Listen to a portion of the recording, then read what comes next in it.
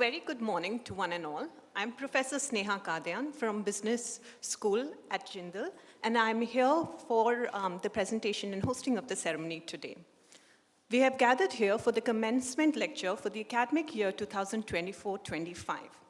On behalf of JGBS, it is my honor and my privilege to introduce our special guest for the day, Mr. Vinod Bhatt, Chief Information Officer and Chief Ethics Counselor at Vistara.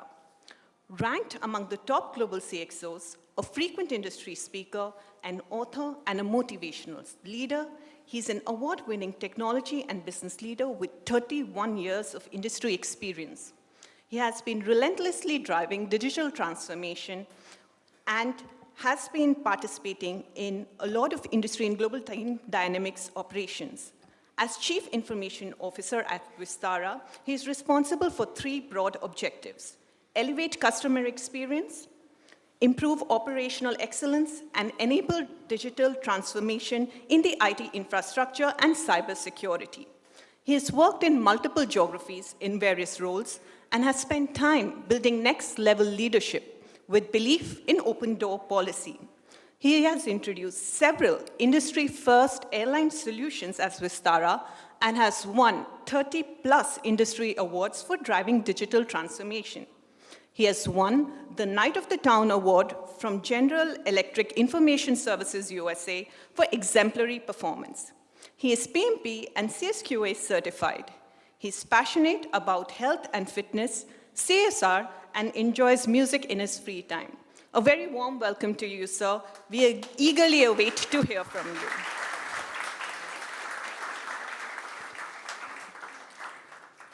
Let us also extend a heartfelt welcome to our top leadership and faculty members from the school and the university and express gratitude for their presence here today.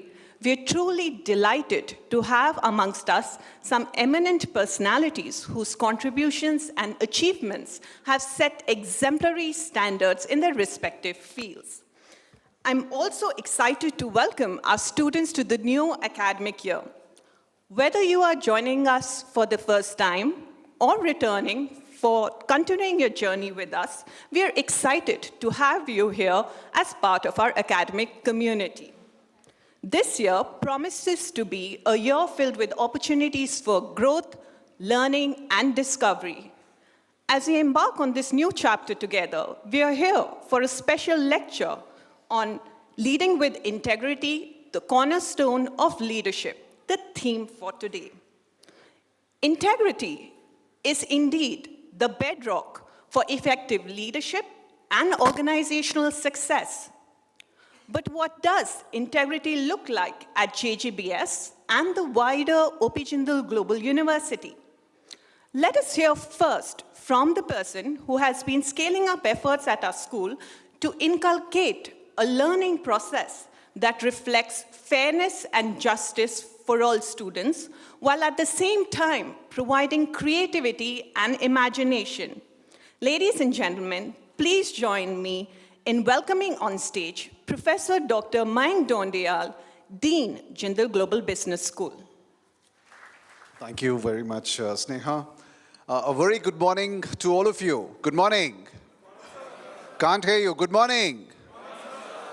Great. I'm so delighted to see all of you here. Of course, I met many of you yesterday as part of our orientation, but I can't tell you how happy I am to see you all on campus. I look forward, of course, to meeting and talking to all of you in the coming days, weeks, and months. Let me take this opportunity to welcome distinguished guests on the dais, Mr. Vinod Bhatt, who has taken the time for delivering this our commencement lecture for this year. He's, of course, the Chief Information Officer at Vistara Airlines. And in our talk earlier, he gave a detailed overview of what's happening at Vistara. Vistara, as we know, is one of the finest brands in the aviation space in the country at the moment. Let me also take this opportunity to welcome our founding Vice Chancellor, Professor C. Rajkumar. Professor C. Rajkumar has been a bedrock of a support for the business school. In the last few years, the success and the progress that the school has made, I can tell you that, Professor Kumar has been our strength. And every time I've gone to him, he's always supported us. So let's again have a round of applause for Professor C. Rajkumar. Let me also take this opportunity to welcome Mr. Vikram Singh Tomar, Director Admissions, probably your first point of contact here at JGU and GGBS. Mr. Tomar has been, instrumental in the success of getting students from all over the country. So let me also thank him for, all his efforts in making sure that all of you here can get one of the best management educations in the country. The business school, as you know, has gone from strength to strength. I'm so glad to share with you that JGBS currently is one of the largest B schools in India in terms of full-time faculty. We're talking about world-class faculty, and I would request that, you, in the next 4 years, 2 years, 5 years, depending on the degree program that you're enrolled in, you get the opportunity and leverage it to the fullest. The B school currently, your business school, is also one of the top B schools in India in terms of the research output and consistently surpasses all the IIMs and all the top private B schools in the country. We are also one of the top B schools in India in terms of the international mobility opportunities that we offer. So on many fronts, the B school is doing well. The university, as you know, has been consistently ranked as India's top private university 4 years in a row. By multiple, organizations like US and, IK rankings. What I would request, because, we also have time constraints, and we would really like to hear from Mr. Bhatt, who is currently, here to deliver the commencement lecture. But what I said yesterday, I would also say today, what you must have experienced in the last 2-3 days while you're here. JGU and JGBS offer a world-class opportunity for you in terms of the infrastructure, in terms of the faculty, in terms of the sheer opportunities that are on offer. So I would request that you use your time here at JGU and JGBS wisely. You leverage the world-class opportunities and the ecosystem that's on offer and make us all proud. I have absolutely no doubt that going forward, we will be able to give you a platform that will fulfill all your, career and life, objectives. On that note, let me end here, but I look forward to interacting with you in the coming days and weeks. Thank you very much. Thank you, Professor Mike. We move on to the next segment of our session today. Now, education leaders must ensure that ethical considerations are intrinsic to the structures and procedures that channel and support the learning of our students. Our next speaker plays a critical role in ensuring that admission process is successful at JGBS and is also critical in shaping our institution's student body. Please join me in welcoming Mr. Vikram Singh Tomar, Director, Admissions and Outreach at OP Jindal Global University, to introduce the class of 2024 to us. A very good morning to all of you. Respected Chief Guest, sir, our Vice Chancellor, Dr. Rajkumar, Dean JGBS, and all my existing colleagues, once again, heartiest welcome from the admissions team. As you embark your new journey with us, showing the confidence to join us, let me introduce the class of 2024 to our Chief Guest. So this year we have above 500 students joining Jindal Global Business School for its undergraduate and master's program. We have a 2-year MBA program. We have a 1-year global MBA in business analytics. We have our BBA honors, which has marketing, finance, and HR. We offer a 5-year integrated BBA honors plus MBA program. And we do offer 3 specialization: BBA honors business analytics, BBA honors financial markets, and BBA honors family business. The MBA class this year comprises of 110 students who are physically on campus and shall be joined by 10 more students who are joining in a week or so. These 110 students, as JGU is typically known for, and JGBS, in one word, is diversity. These students, they have come from 19 different states of the country. We as admissions team work day and night to ensure that all of you get a good mix of students, geographically as well as academically. So the students who are sitting over here planning to pursue and start their MBA journey, you all will be happy to note that these 110 students, 40% of them are females and 60% are males. Academically, the students who have decided to pursue MBA this year at JGBS, they are not just engineers. We have students coming in from psychology background, coming in from philosophy background, coming in from Bachelor of Design, coming in from law background.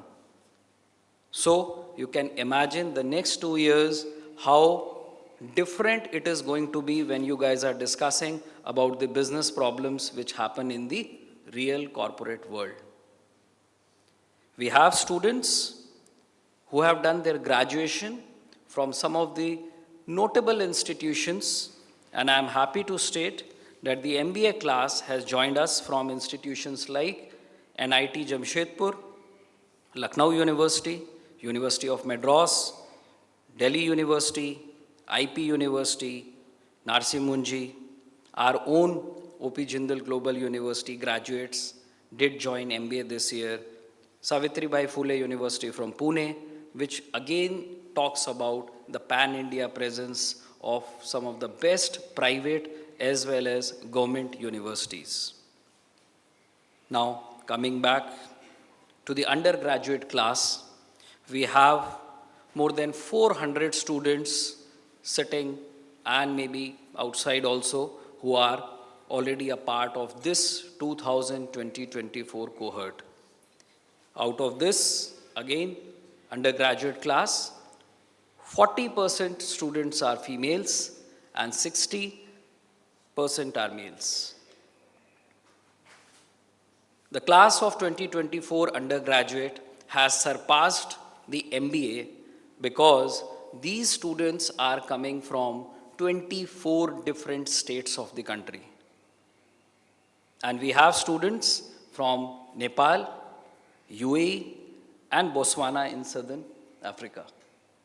Every year this has been our main emphasis to bring a pan-India presence in this campus. And you all are witnessing and going to witness when you will be starting your classes.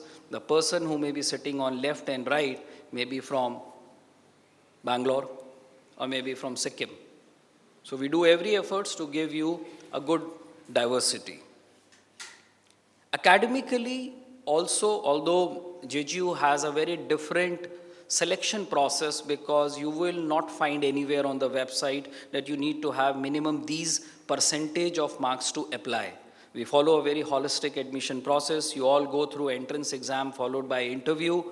However, academically I have to share, and I'm very happy to report, we have some of the brightest minds sitting over here because the analysis I was able to do today morning itself, because you are in the process of document verification also going on, but the average class 10th percentage is 82% overall.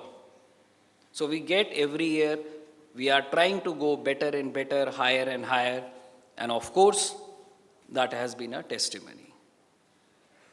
Geographically, I'm very happy to report our presence in the southern states and in the western India is growing, and we have 20% of our undergraduates coming from South India. We have our 15% students coming in from West India and East India. And East is not just confined to Calcutta. We have students from places like Teen Sukhia. We have students from somewhere in Tejpur. That itself talks about our presence, not just confined to Guwahati, for say. 70% of our students, they come from CBSE board. 10% of our students come from ISC board, and rest 20% come from IB and Cambridge and state boards. So you all have a very diverse friend community sitting with you right now. Enjoy the next 4 years and stay connected with us. Thank you. Thank you, sir. That is indeed an interesting mix of students to have. Very excited about that. Now, working with integrity is often stated to be hard to achieve. It takes conscious effort to balance ethics with honesty. Our leaders call upon our students to reach beyond self-interest and create and transform our school from an organization of rules, regulations, and rules to an intentional, self-governing community. Leading us in these efforts is Professor Dr. C. Rajkumar, the founding Vice Chancellor of our university. I invite him to share his vision with all of us today. A very good morning to all of you. And first of all, I would like to extend my heartiest congratulations to all the incoming students of the Jindal Global Business School for this very important milestone that you have reached. I would like to extend a warm welcome to the undergraduate students who have joined JGBS in its BBA programs, and of course the postgraduate students who have joined the MBA program as well. It's a very special moment for us at JGU. The first week of August is so special because after a good wait, we are welcoming our new batch of students across the university. You will be joining a larger group of nearly 3,000 students who would have joined various schools and programs of the university. I want to take this moment to congratulate the Dean of JGBS, Professor Mayank Daundial, as well as the Director of the JGBS Admissions Office and his team, Mr. Vikram Singh Tomar, for his hard work and dedication to ensure that the entire counseling process has been able to be conducted successfully. And here you are at OP Jindal Global University and Jindal Global Business School. I also want to extend a warm welcome to all the new faculty members of JGBS and the returning ones after their summer break. We have a very, very distinguished individual as our chief guest. Mr. Vinod Bhatt has spent a lifetime at Tata's, and I've always maintained that Tata is not a corporation, it's an institution, it's a national institution, and having spent more than 3 decades at Tata's, he's now, for the last 4 years, leading a very important set of portfolios and initiatives within Vistara Airlines. And as somebody who uses Vistara Airlines for all my domestic travel, I was so delighted to meet him. On a lighter vein, I told him that since Tatas have taken over Air India, we are all breathlessly waiting when Tatas, as in Air India, will become like Vistara. And I'm equally conscious that I sincerely hope Vistara doesn't become Air India. And he has assured me that work is on, and we are going to see a more stronger and better imagined Air India in the months and years to come. But more importantly, I want to share with you the fact that the important role that Mr. Bhatt plays as Chief Ethics Officer as well as Chief Information Officer reflects 2 critical elements of the contemporary times in which we live. One is the need to promote transparency, both in terms of your communications, but also in terms of information sharing. And the second is to create a strong work culture as well as set of duties and responsibilities that advances ethics. Now, these 2 aspects of transparency and ethics historically has not been synonymous with the world of business. And that's exactly what the Tatas have played a very significant leadership role. As students who are joining the Jindal Global Business School, it's absolutely important for you to recognize the critical role that transparency and ethics plays, not just in the conduct of business, but also life in general. Now, I should also mention that the nature of the problem that we're dealing with in a society like India is that the average level of integrity and rectitude including, functioning through any form of corruption-free governance, both at the public and private level, is unfortunately relatively less. The Transparency International has consistently ranked India as among the most corrupt countries in the world. Even the most recent rankings does not show us in good light. And of course, there are many other countries also in the same situation. So at a historical level, at a broader institutional and societal level, we are facing huge challenges when it comes to integrity as well as ethics.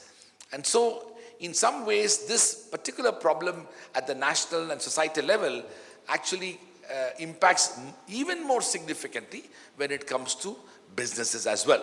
There is a wider thinking that prevails in the world of business that you simply cannot operate, work and undertake any form of business activity without compromising ethics, without compromising your integrity.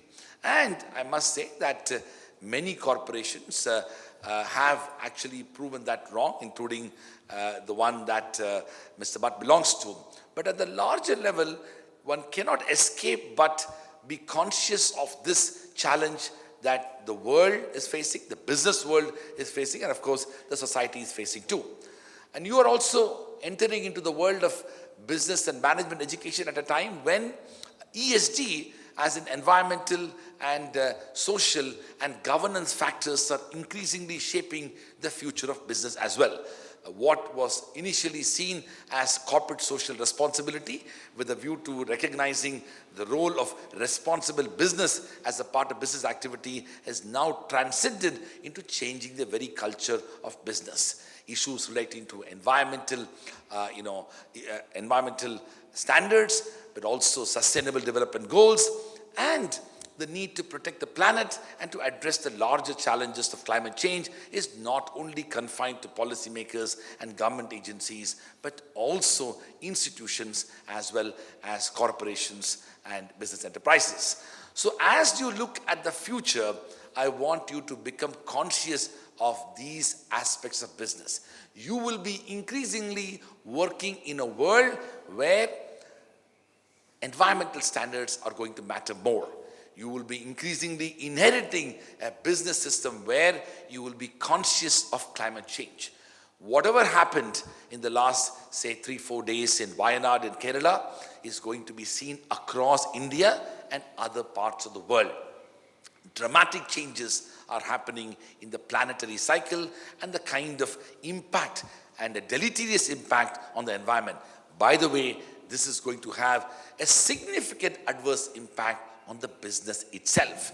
So it is incumbent upon you as young people who are going to be future leaders to be conscious and committed to the goals that we call as sustainable development goals, the kind of commitment towards environmental standards, and also be conscious about issues relating to climate change. And this is possible only if you are committed to those two values that Mr. Bhatt is going to talk more about, which is transparency and ethics, which is reflected in his designation as well. On another note, I want to say that we are delighted to welcome all of you to OP Jindal Global University. This year is very special. We are celebrating our 15th anniversary. I remember very vividly as when I welcomed the first batch of students in the year 2009 on 30th September. We just had 100 students, one school, and 10 faculty members and 20 administrative staff. Nothing in this campus was there excepting 4 classrooms, 1 office space for me, and housing for those 100 students. It was a relatively small campus, 50 acres, with nothing else but these 100 students. 15 years later, we are now a large community of 13,000 plus students, over 1,200 full-time faculty members. And these 30,000 students come from over 105 countries. And the 1,200 faculty members come from 51 countries, and we have a community of 3,000 plus administrative staff. So today we are a large community, and you are seeing the campus which has grown. For those of you who have stayed here for long, especially the faculty members, they have been part of this growth and development. All I want to say is that You are at a unique institution from which you can only grow and grow better and bigger and make a larger impact. You are also part of a multidisciplinary institution, something that we are deeply committed to. This is not a standalone business school, and we're very conscious of the fact that you are part of a community where there is a law school, there is a school of international affairs, a school of government and public policy, a school of liberal arts and humanities, a school of journalism and communication, a school of art and architecture, a school of banking and finance, a school of environment and sustainability, a school of psychology and counseling, a school of languages and literature, and a school of public health and human development. I'm also happy to let you know that besides the opportunity to take core and elective courses at the business school, you also have an opportunity to take courses across the 11 other schools and the institutes that we have. I was talking to the Dean of our Office of Academic Planning, Interdisciplinarity, who's in charge of teaching allocation, and I was amazed by the fact that this year we are offering over 500 cross-listed electives every day for our students, regardless of whichever school or program you belong to. So as you will discover from your own schedules, from morning, say 9 a.m. or so till around 3 o'clock in the afternoon, you will have the opportunity to take courses in your own school, the business school. But after that, all the way till 10 p.m., you have the extraordinary opportunity to take cross-listed electives across the other 11 schools. And obviously there is no additional charge for it, but the idea is to be able to have opportunities to experience interdisciplinary education. I also want to mention that being part of this beautiful campus, I hope you will make the best use of the infrastructure, both in terms of sports, extracurricular activities. We have 25 plus student-run societies, including in music and theater and dance and drama, and of course, a very vibrant sports community as well. The part of being a kind of a residential campus means that you make the best use of it as well. So with those words, I want to once again extend my heartiest congratulations to each one of you. Also, a point which Vikram so beautifully mentioned was that you are a diverse community. 2 days ago, I got a call from a parent who said that he's from Indore, and he said from his, street in Indore, there are 3 students who have joined our university, and his daughter, along with 2 other, girls who have joined from the same street, and he requested that all 3 should be accommodated in one room, and they can all be interacting. Of course, not only I laughed at it, but I gave a good peace of mind to that parent and said that if the whole idea was to bring all these 3 indoor students who live in one street, might as well go to a school in a college in Indore. The fact that you have come to a global university means that we should ensure that the 3 of them do not stay in one room. They should meet individuals from other parts of India, discover India and the world, possibly learn new languages, new cultures, new types of cuisine, new ways of living, and new perspectives. I want you to have an open mind and to discover the extraordinary diversity that this university and the business school offers. You cannot even imagine the kind of wonderful minds that have come together here from across India and around the world. When we went to college in India, these institutions did not exist. And so I want to close by saying that we are able to do this because of the extraordinary philanthropy and benefaction of Mr. Naveen Jindal, our founding chancellor. Not only he is an extraordinary businessman and now a parliamentarian, but also somebody who is deeply committed to the ideas of institutional building. He fought the big case that led to the right to fly the national flag for ordinary Indian citizens, and that's why we have one of the tallest flags on our campus. But also, he committed himself to building an institution. He not only provided resources, he's also committed himself and fulfilled the promise that he gave me, which is to ensure academic freedom, autonomy, and independence, all of which is so critical for building a transformative institution. I'm very delighted that we have with us Mr. Vinod Bhatt, whose life is a testament to the kind of values that we would like you to have and I'm so delighted that he'll be speaking about leadership with integrity, and that is the most important characteristic of a good leader. I told him that as Vice Chancellor, I will be speaking at nearly 16 commencement lectures in the next 72 hours. So I will just make quick appearances in each one of them and slip and disappear quickly. It is with no disrespect, but I have made it a point to ensure that I am present at each one of them to personally welcome all the students who have joined our university. Thank you very much and congratulations. Thank you so much, sir, for motivating our students to bridge ethics and transparency, sharing the journey of JJU, as well as the vision and mission for the future. We are truly grateful. We understand that sir has to be part of other commencement lectures today, so he will not be able to stay longer with us, but we thank you, sir, for gracing the occasion today.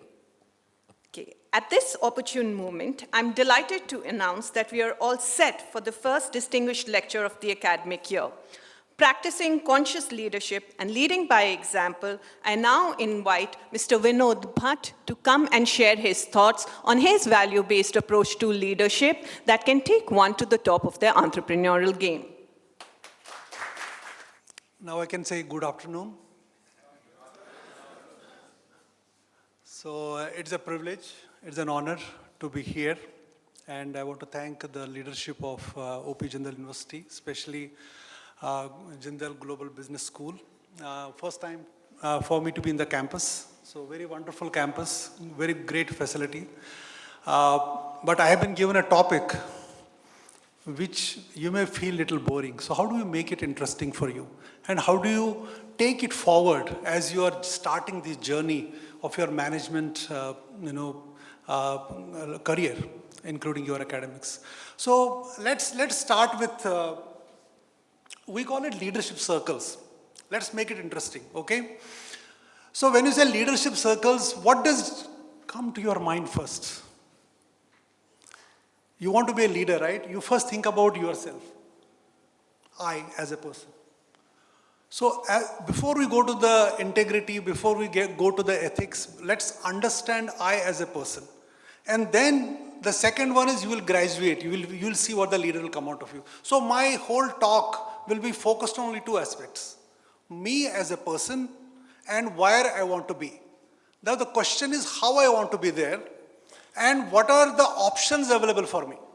And this is based on my experience. I'm not prescribing here any book. It is purely based on my experience. So you can ask questions. That's not an issue. So when you start your journeys, see if you are studying, for example, somebody has done BTech or you are getting into the academics, first thing is that you always think about myself. So I need to have an approach for myself. So there is a framework which I have created. I call it IOCU. This is what the framework, if you look at the screens also, you will see it. So first is the innermost layer in us is I, where you talk about all the operational stuff. For example, I need to come to office, I need to go to school, I need to do my work, assignments have been given, I need to talk to myself, and this is pure core.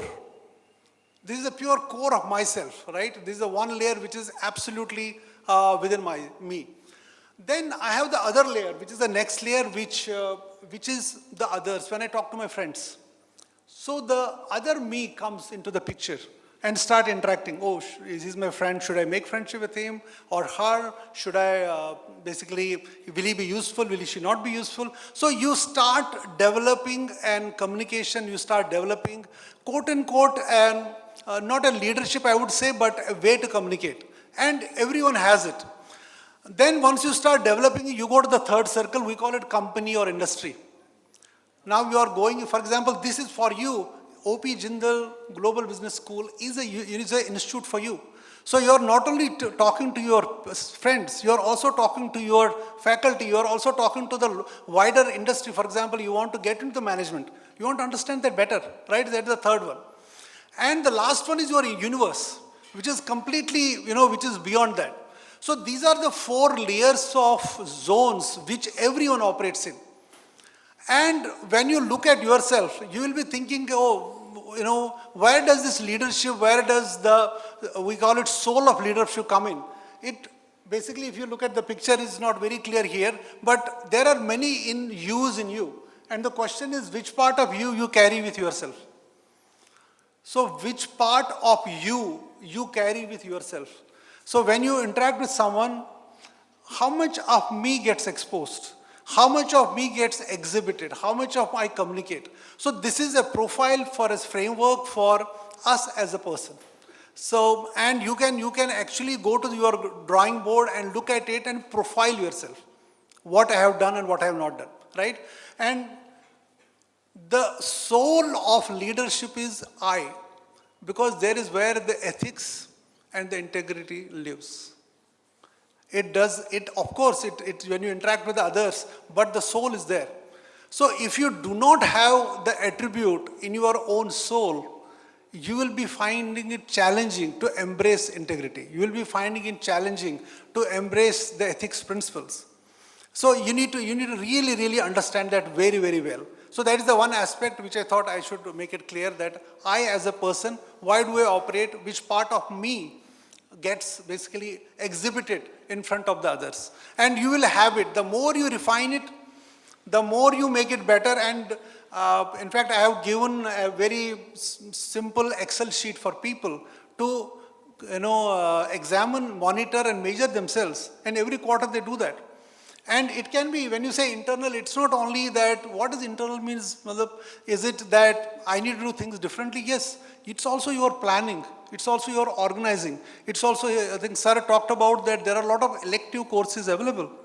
Am I making any effort to even join those after 3 o'clock? That's what I means. If I am somebody has, my parents have sent me here, or I am self-financed here, am I doing justice to that? That is what I is. I is about that if somebody is asking me status, am I giving the right status? That is I. Am I being transparent? Am I being honest? Am I being respectful? And that comes our inner attribute of your personality. So keep this in mind while we go to the next block. See, when you start your journey, you always are a trainee or a team member, correct? So, and you always want to aspire that I want to do something different. So what is that you want to different? Let's understand. So anybody can answer this also. Do you know difference between a supervisor and a manager? Is supervisor and manager same thing, or they're a little different? Okay, you want to be a supervisor or you want to be a manager? Manager, it sounds good. Why didn't you like supervisor? Don't Google, just find out with your own, you just try to answer that what is supervisor and what is a manager. Yes, please go ahead.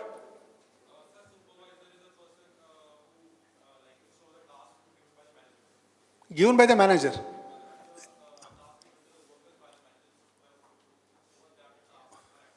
So can supervisor be a manager? Supervisor cannot be manager because he does not passes out tasks, whereas manager is the one who gives the task to the workers. So why can't we say that he's a coordinator? Why are you saying he's a manager? Sir, If his only job is to give tasks, then why do we say that he's a manager? and to communicate and to be a link between the top level of management and the lower level of management. So that coordinator does that job beautifully, Why do you need a manager then? Sir, a coordinator is the one who gives the tasks and also supervises, whereas a manager is someone who gives tasks and the supervisor. Coordinator is a mix of both a manager and a supervisor, whereas a manager and supervisor is different entity. Are people more confused or they are clear? On this side of the table can answer. See, it's about, I think you attempted, thank you for attempting it. I think it itself is a progress that you are attempting to answer this. So big round of applause that gentleman. You are right, supervisor's job is just to supervise the tasks, nothing else. They may give the tasks also, and he may or she may just monitor this. But manager manages it. So why do we say there's a project manager? Because the manager manages tasks, there's an accountability comes into picture. There's a responsibility comes into the picture. So obviously the answer was right, I want to be a manager.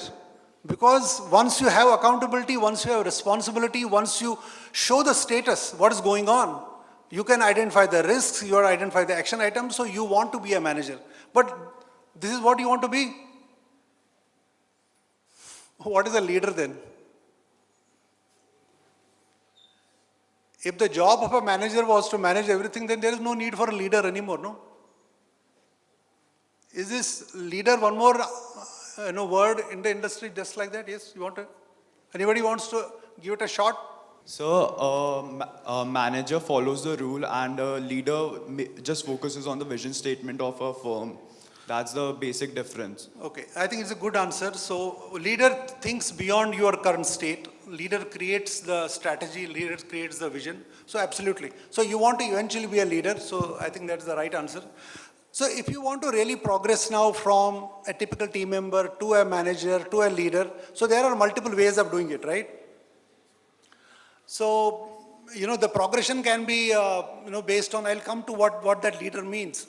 But the progression can be that, where does this ethics come to the picture? Where does this integrity come to the picture? Because somebody is giving you tasks to do. Do I need to worry about transparency? Do I need to worry about SOPs? And I call it personally, it is a snakes and ladder game. If you look at snakes and ladders, that ladders take you up. But if you violate any of the ethics principles, you can actually come down. So that's what the leadership ladder says. And the difference between ethics and integrity is that ethics gives you principles. For example, you have a gift policy for a company that you cannot receive gift for more than say 2,000 rupees. And if somebody is sending you a gift for 2,000 rupees, more than 2,000 rupees, should you declare it or not declare it? Should you keep it with you or not keep it with you? I think that's what ethics teaches you. Similarly, if there is something is not going right in the company or in the enterprise, should I tell it about it or not tell about it? Should I become a whistleblower or not? So that is the second aspect of ethics. Third is if there is anti-bribery, anti-corruption, if this is going on in your...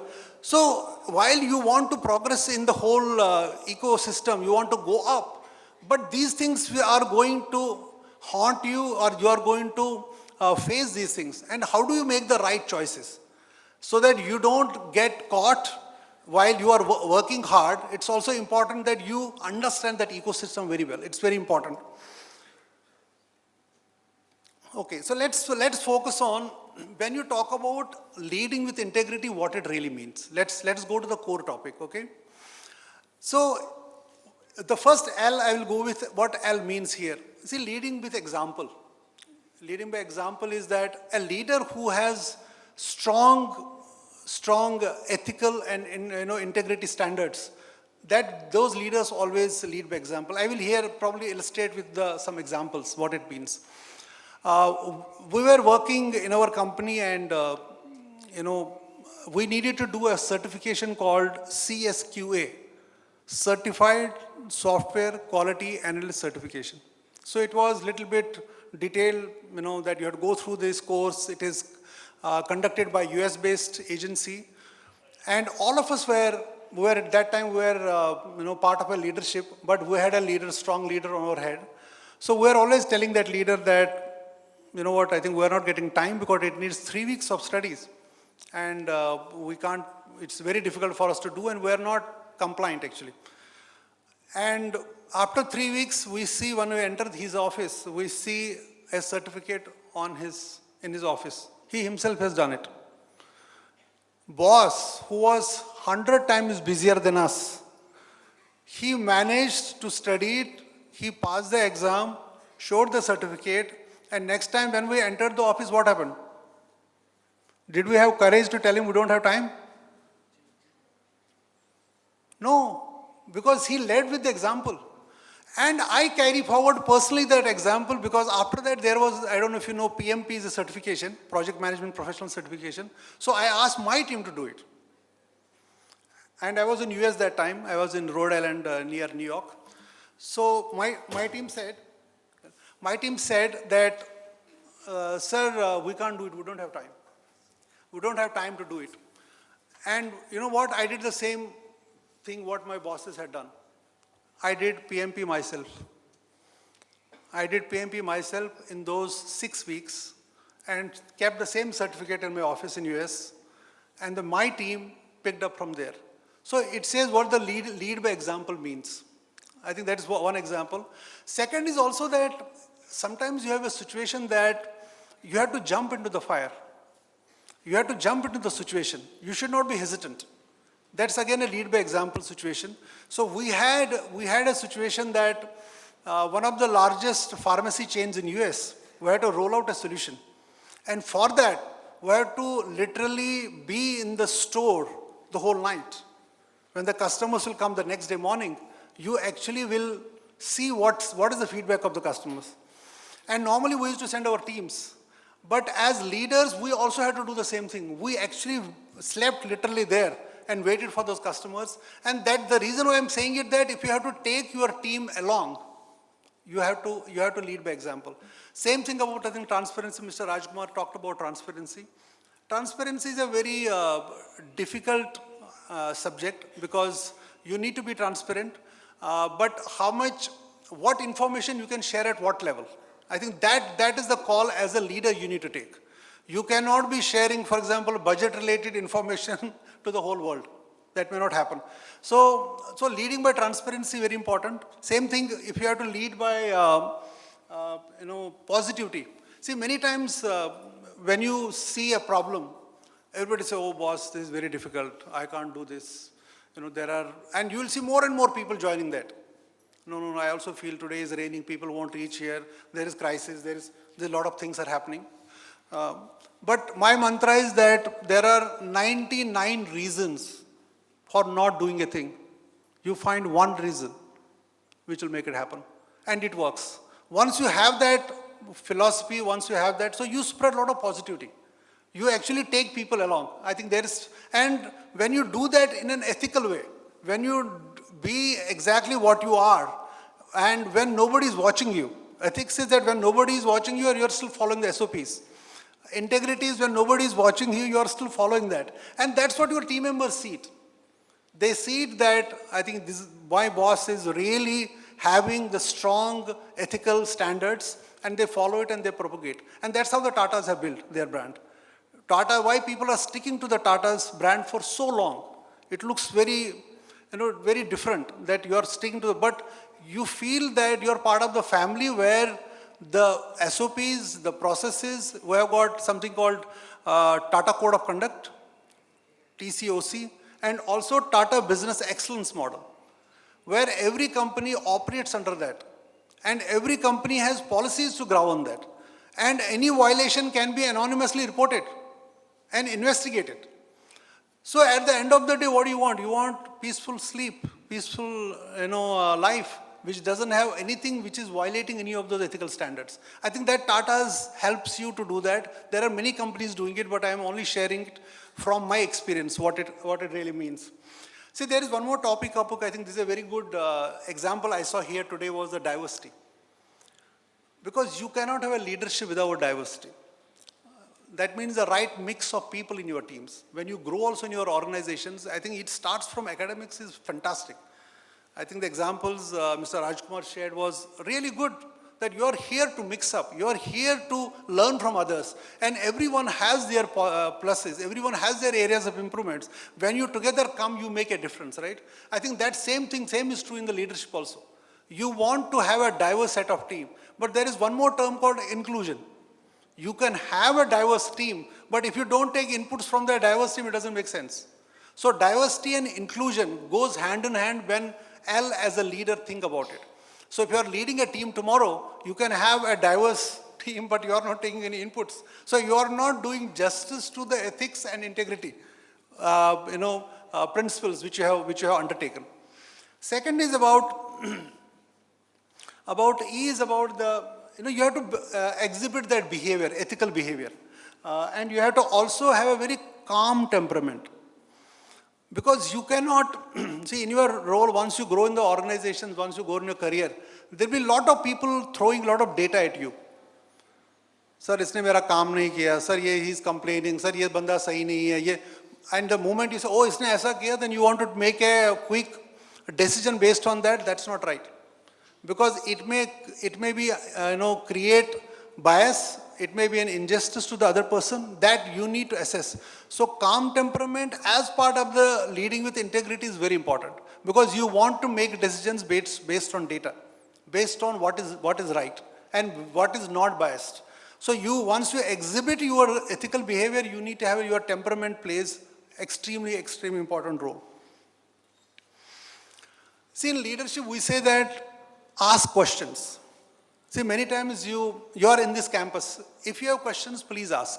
Please ask those questions to the right person. You may not, if there's an admission question, you don't have to go to Vice Chancellor and ask those questions. There is a person who is sitting there. Ask the questions. If you are not getting answer, I think you need to find that answers you need to find from the right persons. And as a leader, you have to accept mistakes. Many times you may still deviate, you may still have concerns, you may still feel that, then you apologize also. Sir, I think it's a mistake from me, I didn't know about it, I accept this. I think that is a sign of a great leader with very strong integrity, which people take it, oh, should I do that? Because the ego comes in between. In front of 10 people, should I say sorry? It doesn't look nice, right? People say, why is he saying sorry? Why should I say sorry? He's junior to me 10 levels, he's just a trainee. Should I say sorry to him? It needs a lot of guts.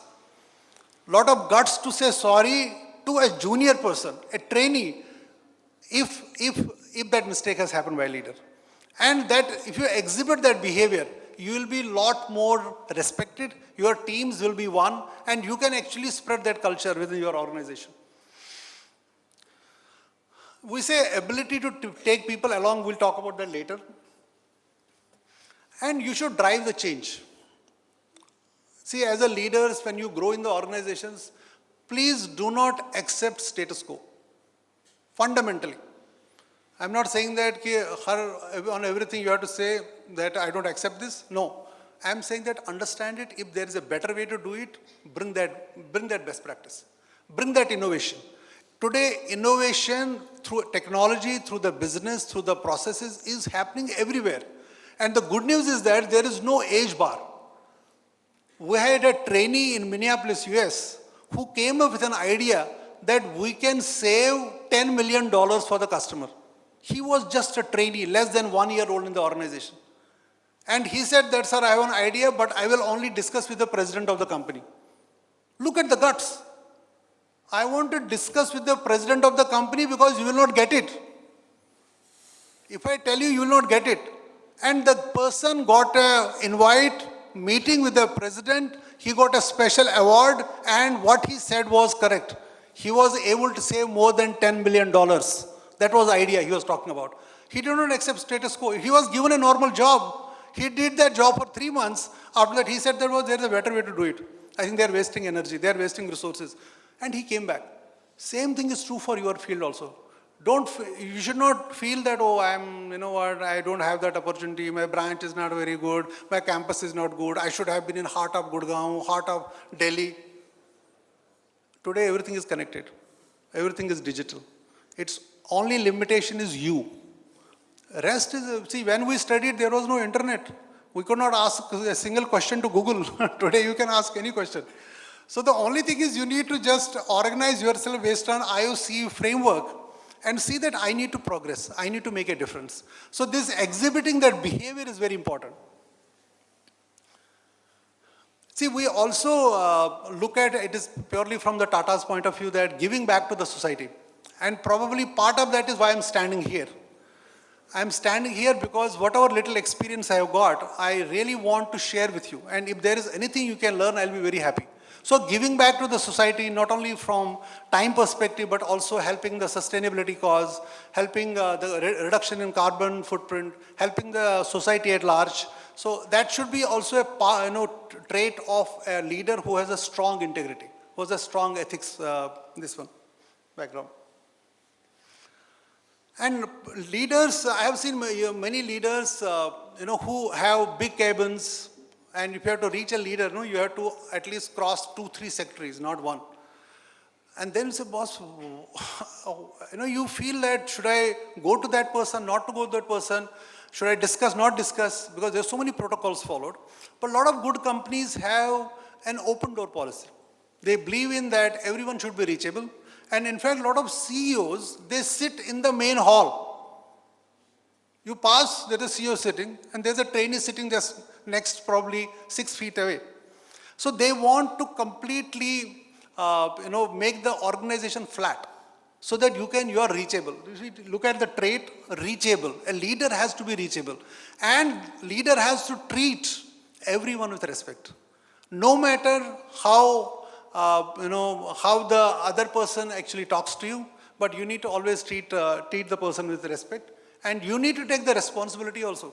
If something is not right, not going well, you cannot take the credit of celebrations and leave when there is something, a problem that you ask your team to take the ownership. That's not the trait of a great leader who has strong integrity. So if I have to really summarize few examples, I will talk about probably 3-4. One is that I think I talked about leading by example, that I talked about that, how did, for example, certification. There was also a presentation where I personally had to jump in the middle of the night when my team member said, I'm not interested. My team member said, I'm not interested, sir, mujhe neend aa rahi hai, I want to sleep now. And we had a presentation to make, so you roll up your sleeves and do it. That can happen to anyone, but it's again a very good example of leading by example. See, taking team along is the other trait of a very great leader. When you say taking team along, I will share some example or instances. So we were traveling on an international trip, and international trip, you have got the lounge access, right? You travel in a business class, you have got lounge access. But have you ever thought about those team members who are traveling along with you, who are traveling in economy, and then waiting for 6 hours outside lounge, and you are sitting inside the lounge? You look at it from the team member perspective. But you can, little tweaks you can do in your process. Probably you can take one more additional member into the lounge. And we did that, multiple places. And the feedback came after 2 months. Sir, that gesture from you, that you could not see me waiting outside the lounge for 6 hours, you took me inside, it went long way. Trait of a great leader who wants to take the teams along. We were traveling in a business class, 40 of us were traveling. So all the executives go business class, the rest go economy, right? While going, we did that, but while coming back, we swapped. All the leaders sat in the economy class, and all the junior most people got in the business class. We did that. So this is taking the team along. You are living, you are exhibiting that behavior. And teams talk about it, it's not to show someone. It is you really care about them. Ethics also, which I think you need to understand, is that you need to sometimes take very harsh decisions. You may think, oh, ethics are very easygoing. If you violate an SOP, if you violate any process, any principle, for example, gift can be an example. Or you can, for example, there's an RFP process going on, and you are part of, as a management consultant, you are tomorrow joining a company who is responsible for all the RFP. You know RFP, everybody knows? Request for proposals, procurement, in simple terms. If you are part of the procurement, you get exposed to a lot of vendors who will always try to influence the decision. And you can actually get, and there are 1 or 2 examples where we have seen that people have to leave the job on a day's notice. And as leaders, you have to take that call, because you cannot compromise on the ethics principles. While you can be emotional, but at the end of the day, you have to do what's right for the company. I think the 4th trait I talked about was transparency. So keep that in mind, that you need to communicate better. You need to also know what to share, what not to share. And great leaders always communicate. For example, there's a big change happening in school. You don't want to hear from someone else. The last thing you want to hear is that, yeah, it was my department, my course. Why didn't I got this information from law school, for example, for discussion's sake? I just met my professor, I met my coordinator, he didn't even mention, and now I'm seeing a big email. It is that question of telling at the right time. because you are going to be taken care, and timing is also very important. Who is telling, when you are telling. So the transparency is extremely, extremely critical. And the last message from me is that there are many companies who have paid very heavy price for not following ethics. Anyone has examples? LT's company names? Okay, I'll take it. Yahoo, anybody has heard? You know what happened in Yahoo? What has happened? You will think it's a very silly mistake. The executive showed 2 degrees. One was accounting degree, second was computers degree. One was not right. I think he didn't have computer, he had only accounts. I don't know which one he had. And that was found by the board. And he had to leave the job. Enron, very big case study. I'm only telling you the case studies, please go through these case studies. Enron is a classic case study where the accounting practices were not followed. WorldCom. WorldCom is third one where the Sprint and WorldCom had to get merged as one entity. And because you can be tomorrow in your career at a stage where you will see that you are at a responsible position and your small decision can make a big difference to you and the company. And you may get potentially into that snakes zone. So if you are in that snake zone, please remember that chart. You will be, the fall is definitely guaranteed. If it is not today, it will happen tomorrow. And you should only think about ladders. The only difference between snakes and ladders is that here you pick the dice number yourself. In the traditional game, you throw the dice. In this case, you pick the number. And the number you need to pick is only should belong to the ladders, not to snakes. And that's what the ethics talks to you. That's what ethics teaches you. That if I have to do things right, I need to pick the right move and it has to be validated. Don't act in a rush. Nobody is pushing you. Many times, in the thick of things, I need to do it quickly. Oh, let's do this. There's a shortcut. Oh, I can pay this 100 rupees more. I can do it. Please don't do that. It goes to your eye of internal eye. If you're compromising there, if you are doing today this, tomorrow you'll do this. So you kill it at the first instance itself. So if you have to really lead with integrity, if you are thinking that it is a cornerstone of your leadership, you have to ingrain that principle in the soul of the leadership, which is exactly inside you. And I can only guarantee you that if you do that, you will have a peaceful life, pleasant life, healthy life, and the radiance will be visible from your face. That much I can tell you. Thank you so much. Thank you very much, sir. That was indeed very insightful. A proactive rather than a reactive approach, thought before action. I feel those were some very practical insights that we can all learn from and embrace. So thank you for demystifying the concept of leadership for us and laying the path to embrace challenge, change, with which we can move into the new session. So thank you for that, sir. We've come to the closing of the ceremony now, as we've concluded the last important session, the commencement lecture on leading with integrity, the cornerstone of leadership. I will now invite our registrar of the university, Professor Sridhar Patnaik, to please come and address the audience and give the closing address.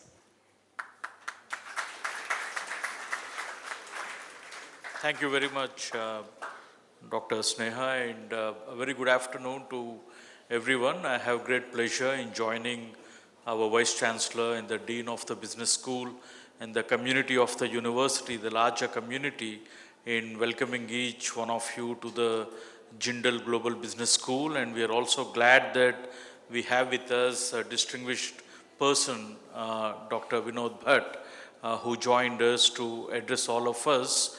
And there are so many takeaways from his lecture personally to me, and I'm sure to everyone present here. And this is one thing that you can expect from the university, which is deeply steeped into interdisciplinarity, that you will not only learn lessons about business management, but you will also have lessons and engagement about life in general and how you can translate those attributes for the betterment of your life and career. And that's indeed so very important as you start your new journey. But before anything else, I would also like to appeal and request to each one of you as you transition from your school to a university or from college to join the MBA program here. It's a great transition because it's a huge university with 12 schools and 4 institutes and people coming from all over, and probably even the pedagogical and other experiences would be starkly different. So your leadership lessons will start from this particular moment onwards in terms of how you take up your own personal leadership and responsibility for your learning and for the diversity that you embrace and for the heterogeneity that's going to be around you, and how you're going to be sensitive about your own requirements and about your own needs and how you wish to be treated, and that's the way you're going to treat others as well. And immersion and assimilation is never going to be easy.